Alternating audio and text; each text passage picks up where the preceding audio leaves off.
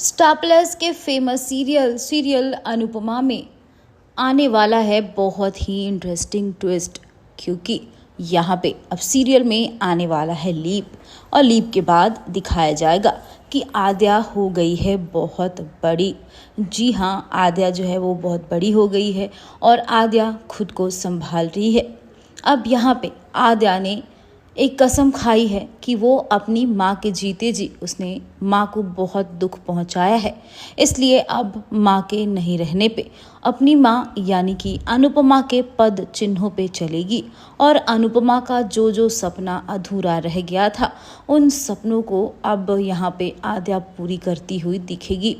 आप सबको बता दें कि यहाँ पे आद्या अब आशा भवन को भी मैनेज करेगी और वहाँ का भी खर्च उठाएगी ताकि बेसहारा लोगों को दिक्कत ना हो।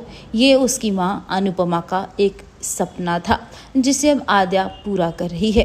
हालांकि आपको बता दें कि सीरियल में लीप आने के बाद जिस तरीके से आद्या बड़ी हो गई है और आद्या अपनी मम्मी के बताए हुए मार्ग पे चल रही है, क्योंकि आद्या का मानना है कि अनुपमा के 3 बच्चे जिसमें तोशु, पाखी और समर, और तोशु और पाखी ने हमेशा अनुपमा को कष्ट पहुंचाया, तो वहीं समर हमेशा अपनी मम्मी का सपोर्ट सिस्टम था, लेकिन भगवान ने उसे छीन लिया। लेकिन जब आद्या की एंट्री अनुपमा के लाइफ में हुई तो कुछ दिनों तक तो बहुत अच्छा चला, लेकिन उसके बाद में सब बिगड़ गया।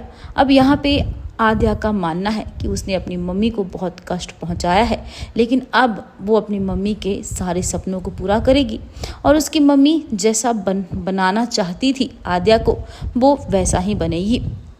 जी हाँ, यहाँ पे आद्या एक बहुत ही मैच्योर, समझदार और अनुज कपाड़िया के बिजनेस को भी अब आद्या यहाँ अकेले हैंडल करेगी, क्योंकि वो उसके पापा का सपना था और अपने पापा के भी सपनों को वो पूरा करेगी और अनुज कपाड़िया के बिजनेस को और आगे बढ़ाएगी।